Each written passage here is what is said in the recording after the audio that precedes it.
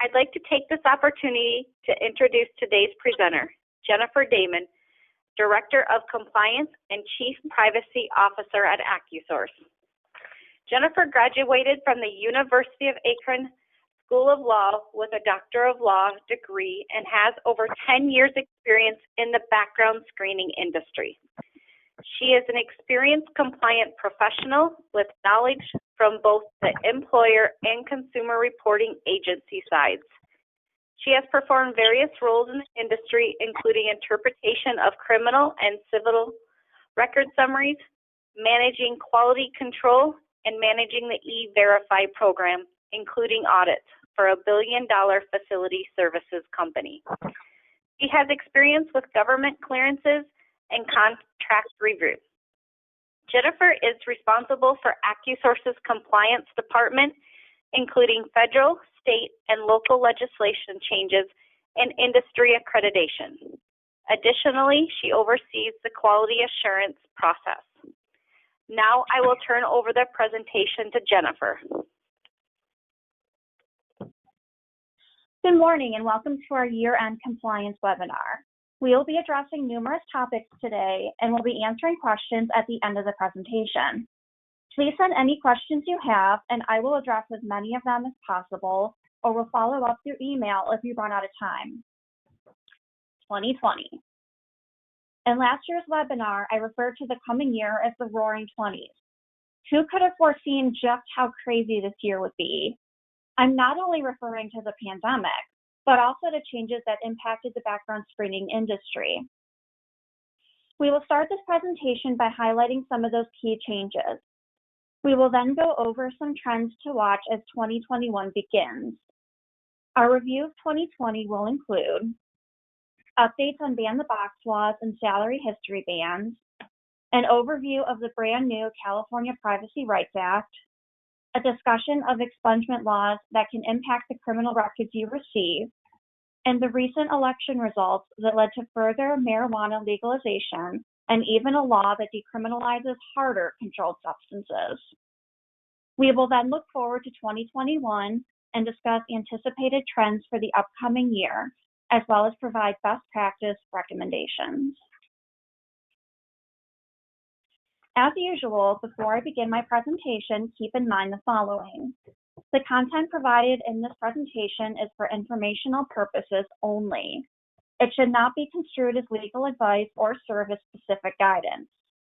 AccuSource strongly encourages current and prospective clients to seek the advice of qualified counsel, preferably specializing in employment law, prior to engaging in any legal decisions involving drug and/or background screening policies or compliance concerns. Please also keep in mind that this is a general discussion. I will not be covering specific state laws and exemptions. For example, some employers may have exemptions to the general laws due to their industry or the type of position. It is best to discuss your specific business needs with legal counsel to ensure that you are compliant. Our discussion is also limited to criminal records.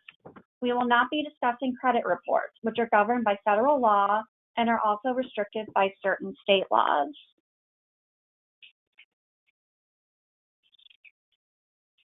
First, we will discuss fair chance legislation, also known as ban the box. I would be surprised if we held a webinar that did not involve ban the box updates, since these laws are here to stay. Before I dive into the updates, first I want to go over what banning the box involves. Ban the box laws prohibit employers from asking about criminal convictions before a certain point in the hiring process, generally before a conditional job offer is made or before an interview is conducted. For example, an employer in a ban-the-box jurisdiction typically cannot include questions about criminal convictions on the initial job application. In other words, they are banned from including a checkbox asking if the applicant has been convicted. The goal of fair chance laws is to allow applicants with prior convictions to not only obtain an interview, but also advance to a certain stage in the hiring process before they're asked about prior criminal history. Additionally, these laws may require that the background check process start later. A majority of the U.S. population is impacted by ban-the-box laws, since about 3/4 of the U.S. population lives in a state or local jurisdiction that has banned the box. These laws can span a variety of employers, including public, private, or both. North Carolina passed Executive Order 158, which became effective this past November 1st. It applies to state government agencies who are prohibited from inquiring about criminal records before conducting an initial job interview. They must also remove criminal record questions from applications. The law outlines what the agency cannot consider in making its hiring decision, including expunged or pardoned convictions, among other items as listed. As with similar laws, state employment decisions cannot be based on criminal history unless it is job-related and consistent with business necessity. The agency must create and use criteria when considering criminal records and must give the applicant a chance to explain his or her criminal history and provide proof of rehabilitation, if they have it, of course. The restrictions do not apply to positions where a criminal conviction would legally preclude the person from employment in that particular position. Hawaii already had a ban-the-box law, but recently revised its statute. The revision, which was effective on September 15th of this year, now covers all public and private employers and all applicants. Inquiries into criminal histories can only be made after a conditional offer. The revised statute has further reduced the look-back period for criminal history. Misdemeanors can only be considered for the last 5 years, while felonies can be considered for the last 7 years, excluding any periods of incarceration. Any use of criminal history must bear a rational relationship to the duties and responsibilities of the position. The revision also excludes certain types of employers, such as those within the financial or insurance industries. Like Hawaii, California is not new to banning the box. It initially implemented the California Fair Chance Act in 2018, but recently amended it. The revisions became effective on October 1st, 2020. Also known as the CFCA, the Act already provided protections for applicants, such as prohibiting criminal history questions on applications, requiring individualized assessments, and requiring specific notices if an employer intends to take adverse action. California has updated the definition of applicant to now include individuals who begin work once they receive a conditional offer of employment, but before the employer runs or completes a background check. As you probably have seen, COVID-19 has caused some delays in the background screening process, such as courts being closed. The revised CFCA takes that into consideration. The definition of applicant was updated to ensure that individuals who start work based on a conditional job offer still enjoy its protections. It also prevents an employer from evading the CFCA's requirements by having someone start work in order to lose his or her status as an applicant, and then the employer subsequently reviews their criminal history and takes adverse action.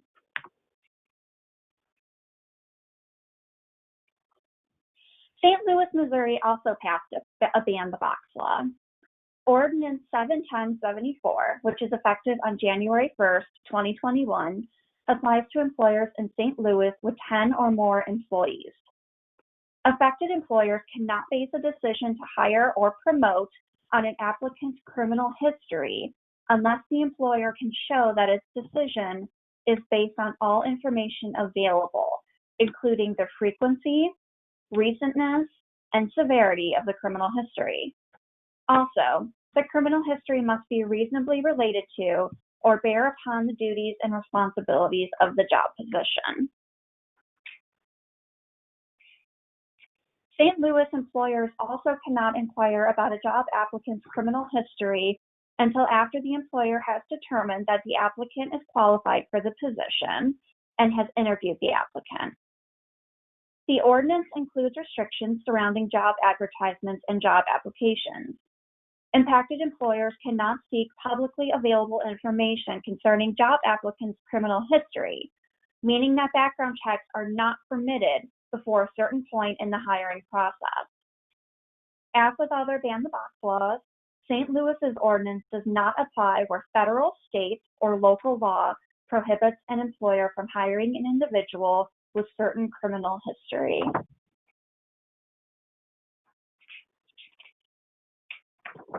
Montgomery County in Maryland has had ban-the-box law since 2014. It was recently amended through the introduction of Bill 3520. Several key changes were made, including prohibiting background checks until after a conditional job offer has been made. Furthermore, the law now applies to employers who have one or more full-time employees in Montgomery County.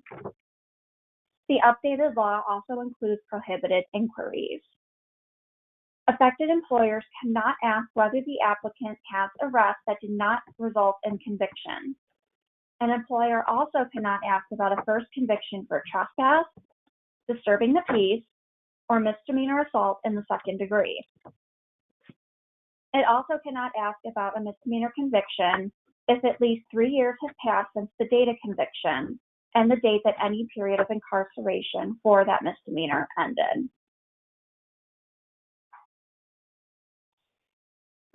Our final ban-the-box update comes out of Shelby County, Tennessee. Ordinance number 513 has been in effect since August 11th of 2020. It applies to employment with the Shelby County government. Affected agencies cannot ask on job applications about arrest or conviction histories and must provide specific notices to applicants. Background checks are permitted after a contingent offer of employment has been made. If the Shelby County agency wants to consider convictions, it must complete an individualized assessment and provide specific information to the applicant. The applicant is allowed to show evidence of or mitigation or rehabilitation. The law does allow exceptions if required by state or federal law, and the agency may also inquire into criminal history if it is substantially related to potential job duties, such as a position with corrections.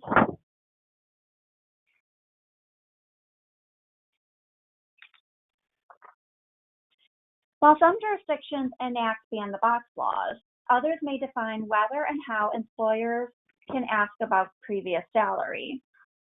A number of jurisdictions have already banned employers from asking about salary histories, at least during some part of the hiring process. The goal of these bans is to address pay equity issues that are due primarily to gender. I will provide a quick overview of jurisdictions that passed salary history bans in 2020. While you may not be based in the city or state that currently has salary history bans, keep in mind that you may have job applicants who do live in those jurisdictions. You should review with your legal counsel to determine if any salary history questions during the hiring process are appropriate for your specific situation. Numerous states have salary bans, as well as some localities, such as cities and counties. New Jersey's Bill A-1094 went into effect almost a year ago on January 1st. Employers are barred from screening applicants based on salary history. They also cannot require that an applicant's salary history satisfy any minimum or maximum threshold to be considered for a position. Maryland, on the other hand, amended its Equal Pay for Equal Work Act when it passed House Bill 123. The updated law became effective on October 1st, 2020, and prohibits employers from seeking wage history through the employee or his or her agent or from a current or former employer. However, employers are permitted, after a conditional offer has been made, to confirm and rely on an applicant's voluntary disclosure to support a higher wage than originally offered. The employer should ensure that the higher wage does not create a pay disparity based on sex or gender identity, though. If the applicant requests a wage range for a specific position, the employer must provide it. New York's salary history bill became effective almost a year ago on January 6, 2020, and affects all employers in the state. New York employers cannot rely on wage history to determine whether to offer employment to an applicant or in deciding what salary to offer. Additionally, they cannot request or require, either orally or in writing, an applicant's or current employee's salary history as a condition to being interviewed or considered for an offer of employment, or as a condition of employment or promotion.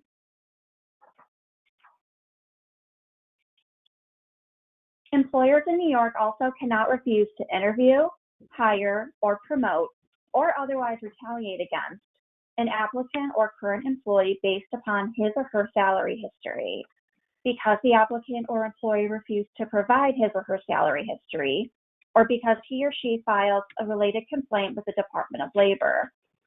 While an employer is permitted to verify wage history with a current or former employer after a job offer with compensation has been made, it cannot do so beforehand.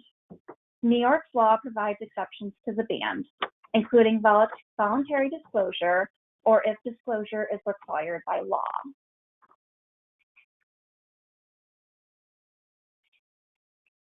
Colorado enacted the Equal Pay for Equal Work Act, and it comes into effect in a few short weeks on January 1st, 2021.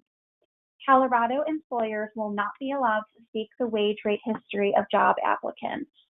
They also cannot discriminate or retaliate against a prospective employee for failing to disclose wage history.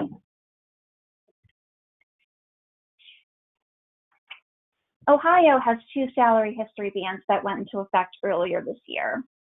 Cincinnati's prohibited salary history inquiry and use ordinance, which became effective on March 13, 2020, applies to Cincinnati employers with 15 or more employees.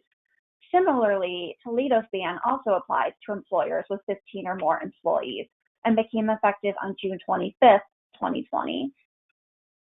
Both the Cincinnati and Toledo laws have the same type of restrictions that we have previously discussed, including barring salary history inquiries and retaliation against applicants who refuse to disclose their prior salaries. AccuSource will continue to watch for new salary history bans and will keep you updated.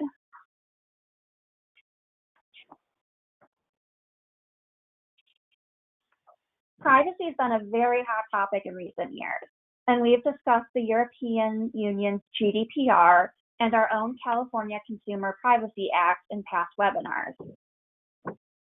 California voters approved a new privacy law this election season when they said yes to Proposition 24, which is also known as the California Privacy Rights Act, or CPRA. CPRA amends and expands existing protections under CCPA and brings California data privacy more in line with GDPR. It is effective on January 1st, 2023, but enforcement will not begin until July 1st, 2023. However, the new requirements apply to personal information collected on or after January 1st, 2022, so a little over a year from now. Over the next few slides, we will go over some of the changes that CPRA brings.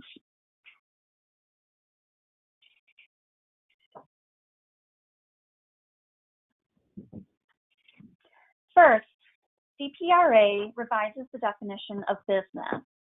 Under CCPA, a business is one that does business in California and that has annual gross revenues greater than $25 million, or annually buys, receives, sells, or shares for commercial purposes the personal information of 50,000 consumers, or derives 50% or more of its annual revenues from selling consumers' personal information. CPRA updates this definition in three ways. First, CPRA clarifies that the $25 million should be calculated as of January 1st of the preceding calendar year. Second, the 50,000 consumers threshold is increased to 100,000 consumers.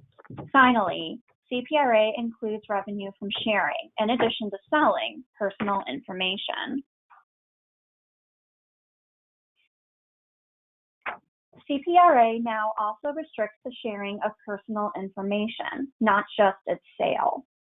Consumers can now opt out of the sharing of their personal information for cross-contextual behavioral advertising.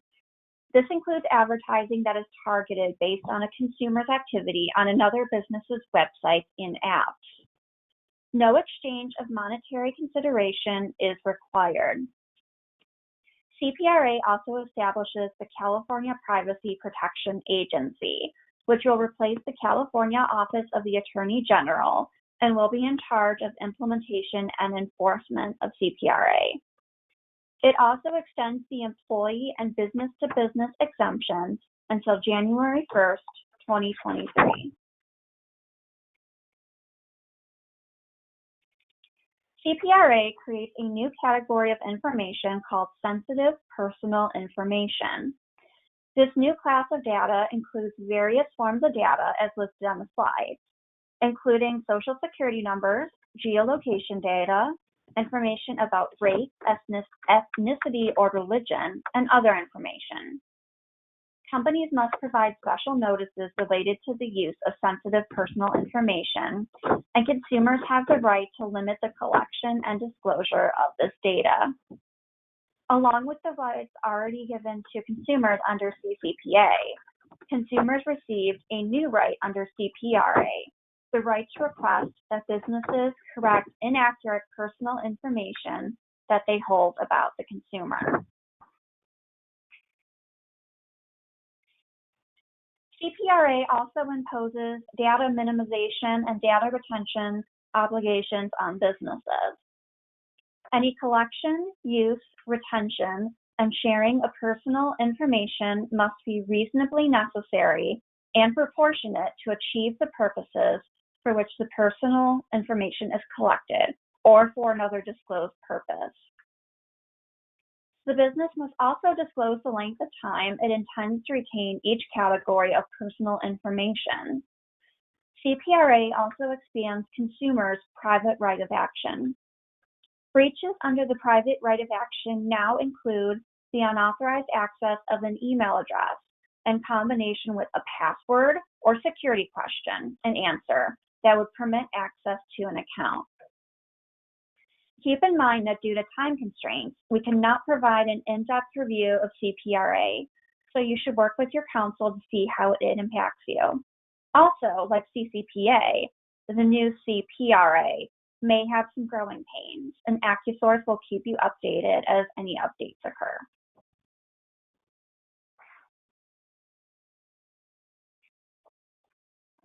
As various jurisdictions focus on fair hiring, some are reviewing their expungement laws, which allow the sealing or expungement of certain adult convictions.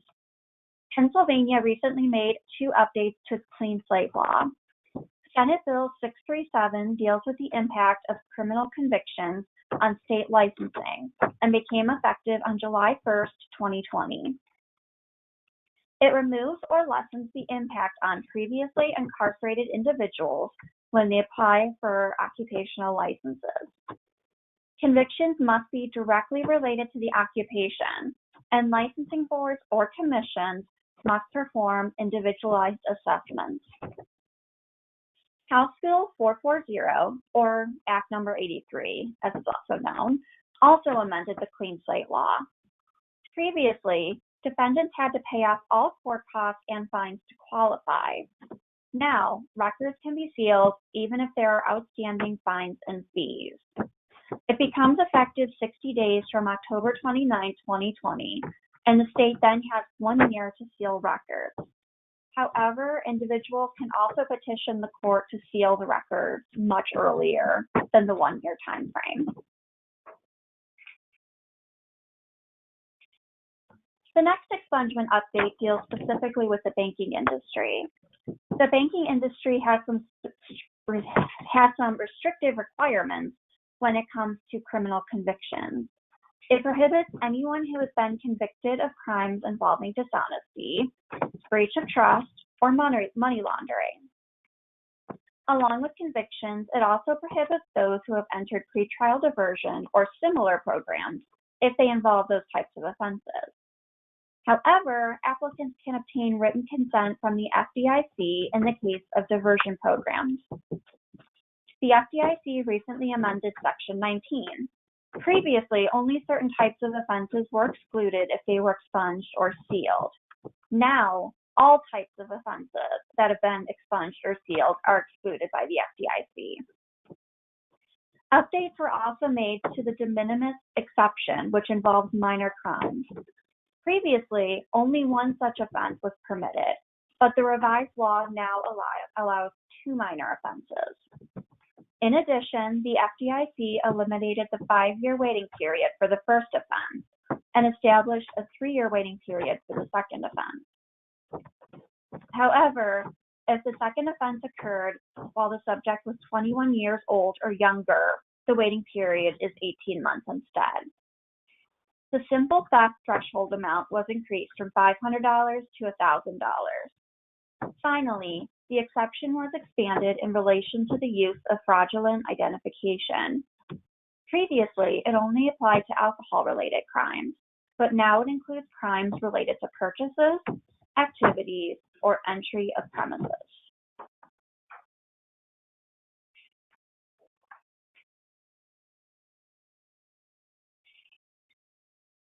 Another major issue currently faced by many employers is how to approach drug testing due to the numerous changes impacting the industry. Voters were especially busy this election season and approved some form of legalized marijuana in 5 states. One state even decriminalized harder drugs. How do these laws affect employers in those jurisdictions when it comes to drug testing policies?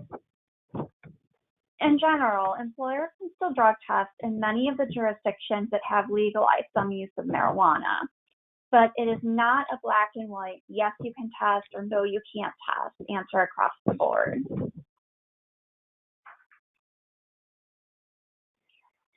First, let's talk about the decriminalization of marijuana. That is a mouthful, by the way. This generally means that marijuana is still an illegal controlled substance, but possession of small amounts will no longer be prosecuted. The state of Virginia enacted Senate Bill 2, which became effective on July 1st of this year, and decriminalized the simple possession of marijuana. Employers cannot require applicants to disclose past criminal records for simple possession. In fact, simple possession convictions will no longer be on criminal records, and former defendants can seek expungement of those simple possession convictions. Finally, if a driver is found in possession of marijuana while operating a commercial vehicle, it will be reported to the DMV and added to the driver's motor vehicle report. The bill does not include any express protections for employees and does not contain any testing restrictions.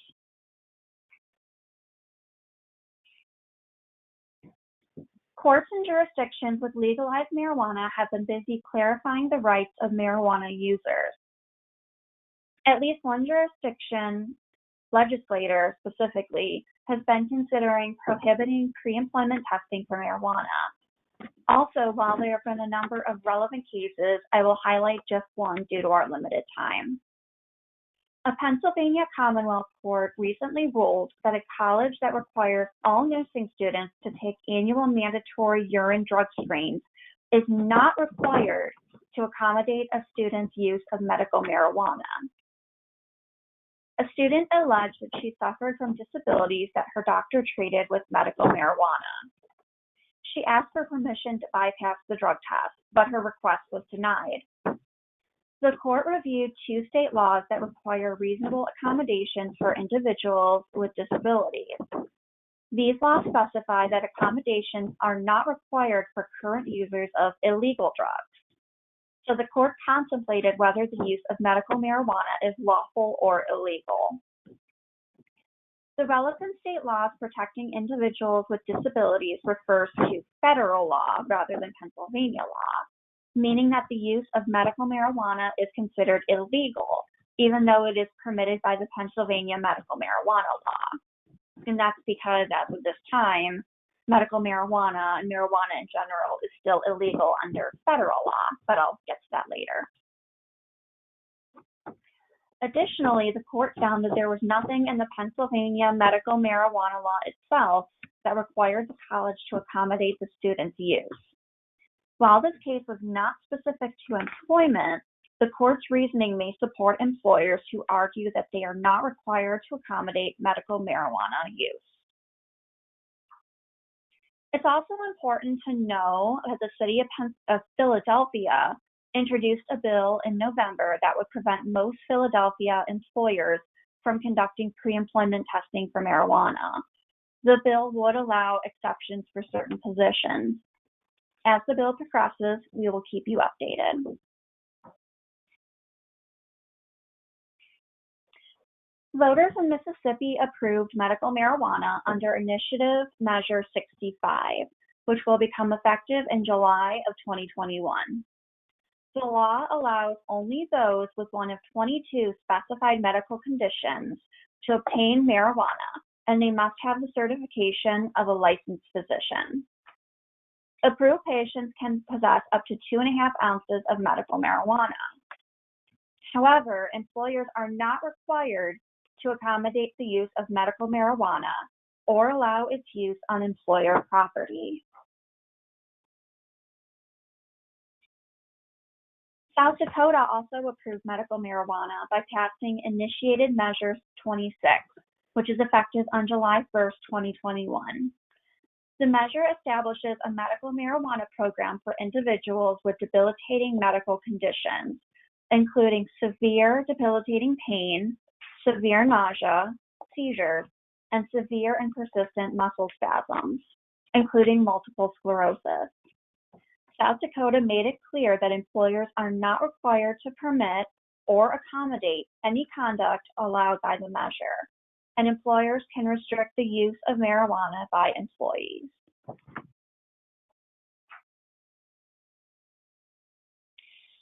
Arizona has legalized marijuana for recreational purposes when its voters said yes to Proposition 207, also known as the Smart and Safe Arizona Act. It permits possession and use of marijuana by adults aged 21 years or older. Individuals are also allowed to grow up to 6 marijuana plants in their residences. However, driving while impaired by marijuana is still illegal. You might ask, how are employers going to be impacted by this? Employers can still maintain a drug-free workplace and can establish workplace policies restricting the use of marijuana by employees and applicants. Employers are also not required to allow or accommodate the use, consumption, or possession of marijuana at work. Marijuana in Arizona is decriminalized once the election results are certified, and legal sales could begin in March 2021, while expungement requests for certain marijuana offenses can start on July 12, 2021.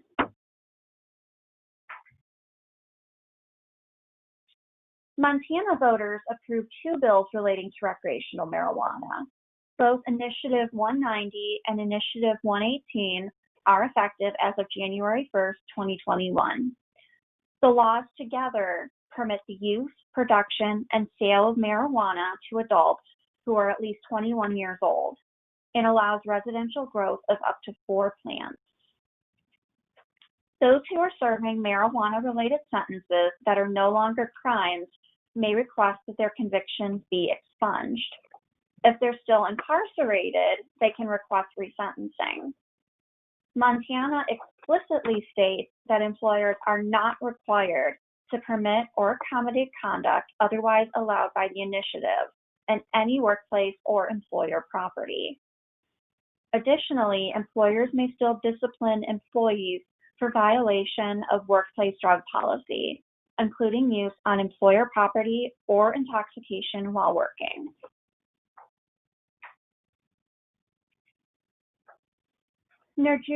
New Jersey also approved recreational marijuana under Public Question 1, which is effective on January 1st, 2021.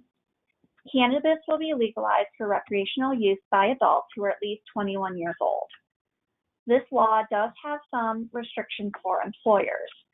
An employer cannot refuse to hire an applicant because he or she tested positive for marijuana. Additionally, employers are prohibited from taking adverse action against an employee or refusing to hire an applicant because that individual does or does not use cannabis products in a variety of ways.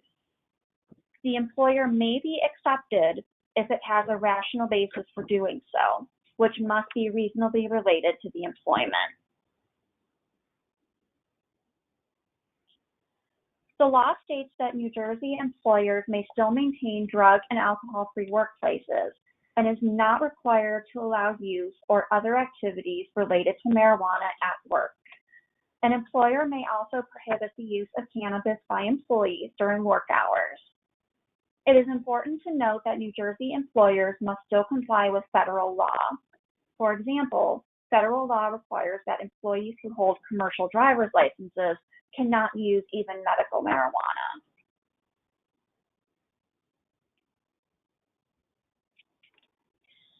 I mentioned earlier that South Dakota approved medical marijuana. Its voters took it a step further and also approved recreational marijuana under Constitutional Amendment A. Effective on July 1st, 2021, the amendment legalizes the possession, use, transport, and distribution of marijuana and marijuana paraphernalia by those aged 21 and older. South Dakota employers are not required to permit or accommodate any conduct allowed by the amendment, and they can also restrict the use of marijuana by employees.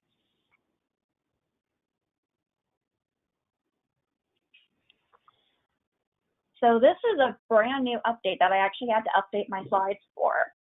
Marijuana has taken a step closer to being legalized on the federal level via the Marijuana Opportunity Reinvestment and Expungement Act, or the MORE Act. In a historic moment, the House of Representatives voted yes to the MORE Act on December 4th.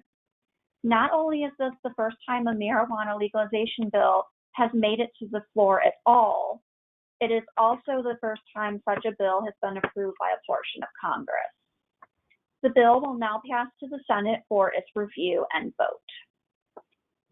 If made law, the MORE Act will decriminalize marijuana by removing it from the Controlled Substances Act schedule. It also will provide federal court requirements relating to expunging prior convictions and resentencing offenders who are currently under supervision. The MORE Act will also allow states to set their own retroactive policies and create a 5% federal sales tax on marijuana products. The bill also proposes other benefits to those who have been impacted over the years. As the bill continues to move through Congress, we will definitely keep you posted.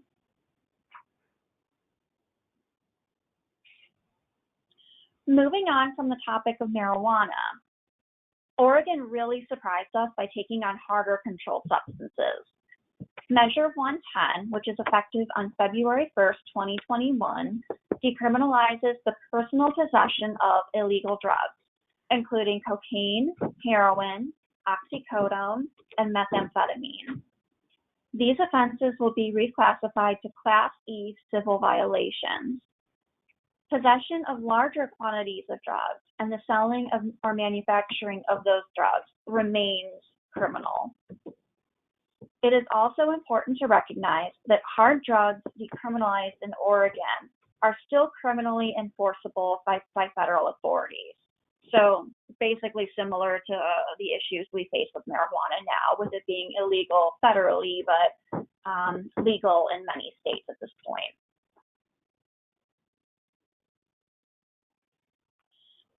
The opioid epidemic has been burning across the United States, and the EEOC has provided guidance regarding opioid addiction and disability discrimination.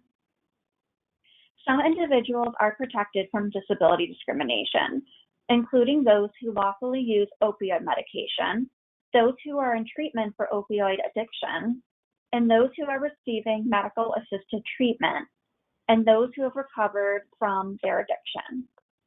However, illegal opioid use is not protected, and employers may terminate employees for unlawful use, even if there's no performance or safety issues. The EEOC noted that an exception exists if federal statutes require disqualification from employment due to the lawful use of opioids.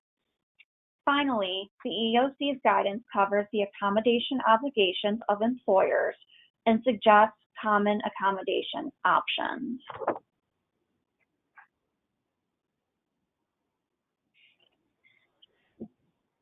So the patchwork of marijuana and other drug-related laws can be confusing for employers, especially those who operate across a number of states. Best practice is to review the new laws and revisit existing ones with your in-house or outside legal counsel. They can assist with breaking down the laws and determining your rights and obligations as an employer. Once you have that understanding, make sure to document. Have policies in place so there's no confusion as to where your company stands. Remember, though, that marijuana is still illegal on the federal level. That could impact your workplace policies if you must comply with federal laws. Keep in mind also that depending on the state law, you may have accommodation obligations under that state's disability law. You will also want to work with counsel to determine if you are permitted to drug test and whether there are any limitations on that testing.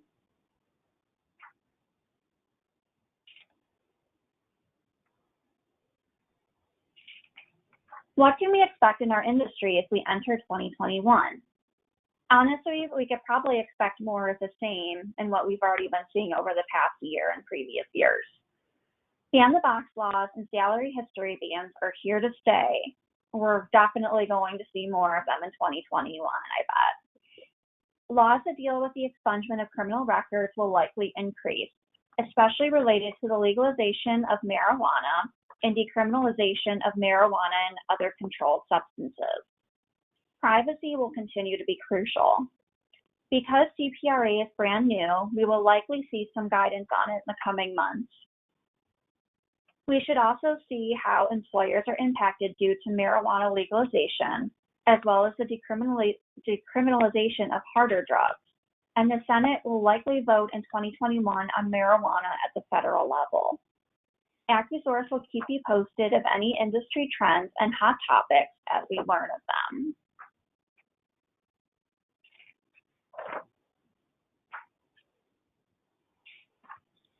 AccuSource is happy to recommend some best practices. First, thoroughly review your background and drug screening procedures, as well as hiring practices, to ensure that you are compliant with any new laws. Review your employment applications and hiring practices to make sure that you are not seeking information about criminal history.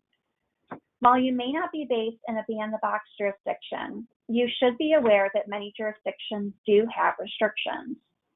Also be aware of any salary history bans in your state or locality and update processes as needed. Be aware that due to the increase in expungement laws, you may not receive records that you previously did when rescreening employees. Watch new privacy laws closely and determine if you need to come into compliance, including the new CPRA.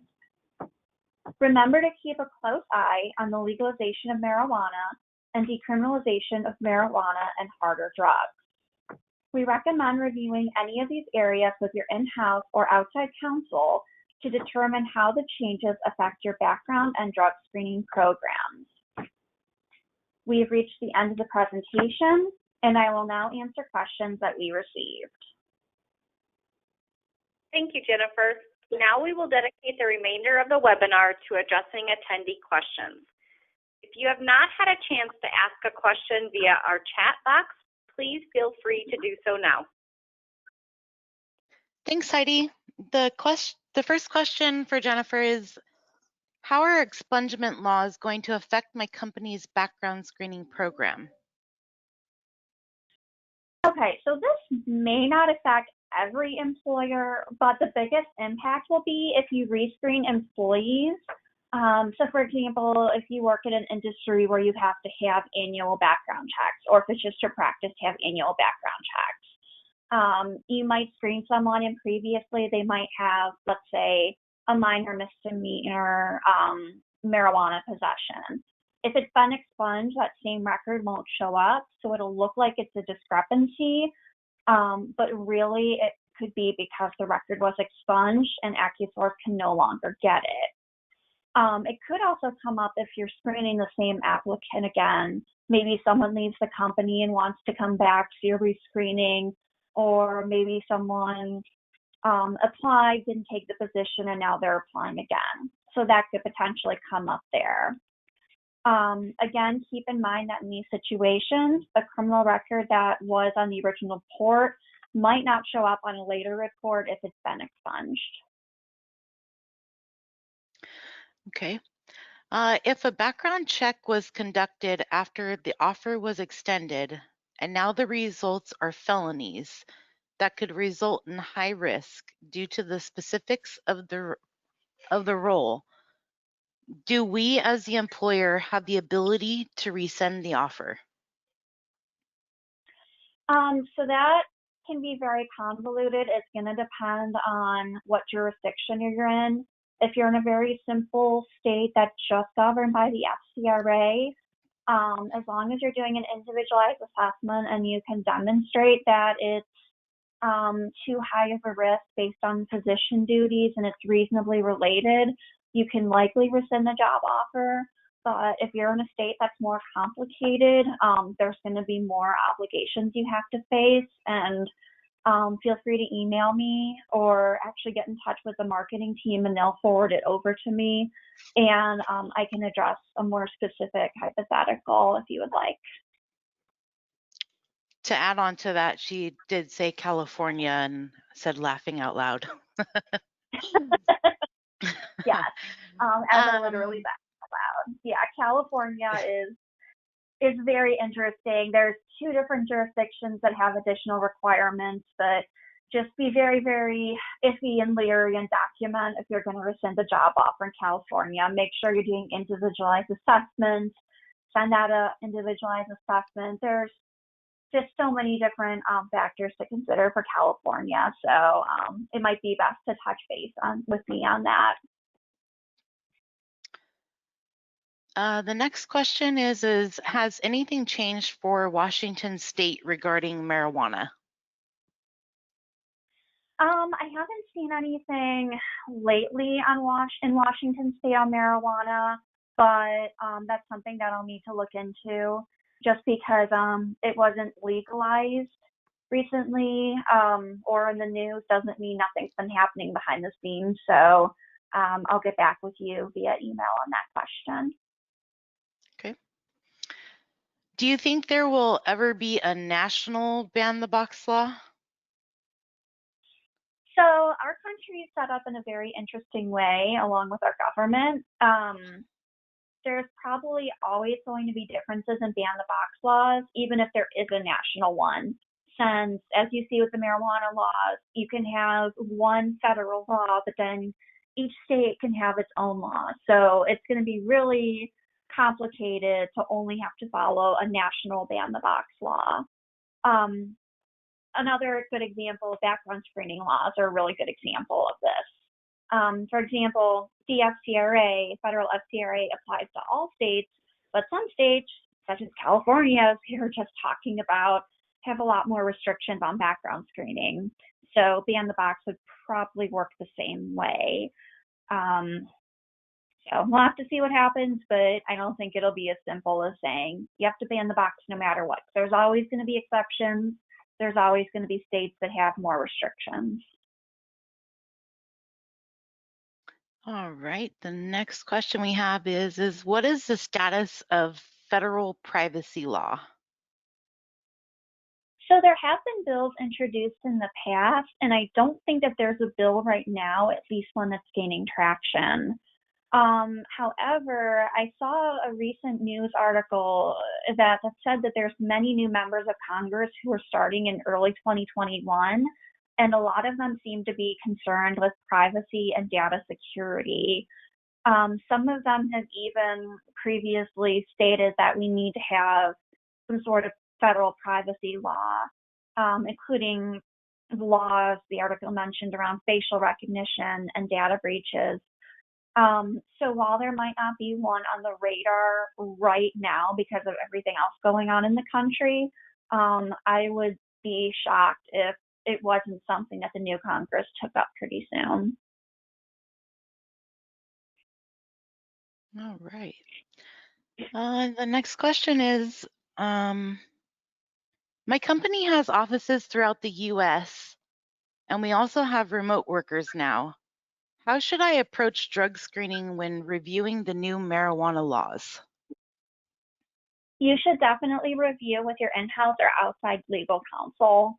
I went through, I think, like 10 different examples in marijuana laws earlier, like new ones or nuances, and they really do tend to vary and be nuanced. Even if there are restrictions, there tend to be exceptions for certain positions, like safety sensitive, driving positions, health related, so it can be very nuanced. Some laws are even silent as to how employers are required to treat marijuana use by their employees, so that gets complicated too. And in those cases, your counsel will likely have to go to the recent case law to see how courts are deciding on that. So definitely talk to your counsel. All right. Well, we're almost at the end of our time, so this will be our final live question. Again, if you've entered a question into the chat box and we didn't have the opportunity to address it live, our team will follow up with you directly post-webinar to provide an answer. So the last question we have, Jennifer, is we want to be as compliant as possible and also simplify our drug screening program. Should we remove marijuana from our drug testing panel? So not necessarily. Unless you have applicants or employees who are located in a jurisdiction that specifically prohibited testing for marijuana, it's not necessary to remove it from your panel, at least right now. Could change in the future, but right now it's not necessary. New York City employers have to be very cautious to see if they're subject to the ban on pre-employment marijuana testing. Also keep in mind, as I mentioned earlier, Philadelphia is looking at a very similar ban to what New York City has. Also keep in mind that even if you can't test for marijuana pre-hire, the law might still allow you to test for marijuana for post-accident random drug tests, reasonable suspicion, basically post-hire types of drug testing situations. If you are impacted by New York City or say Philadelphia passes the ban and you're impacted by that, but you have employees elsewhere outside of those cities, you might consider removing marijuana from pre-employment testing across the board. And that's honestly just to simplify. So that way there's no chance you accidentally test someone who shouldn't be tested. It also creates a more uniform drug test policy as well. I will close this out by saying, as always, review with your counsel to see how the laws mesh with your specific situation, since some employers may have exceptions, some may not. It just depends on your situation. Thank you, Jennifer, for facilitating this informative webinar, and special thanks to our attendees for joining us today.